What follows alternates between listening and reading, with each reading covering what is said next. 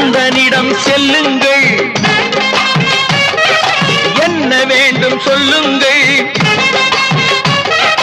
கந்தனிடம் செல்லுங்கள், என்ன வேண்டும் சொல்லுங்கள்.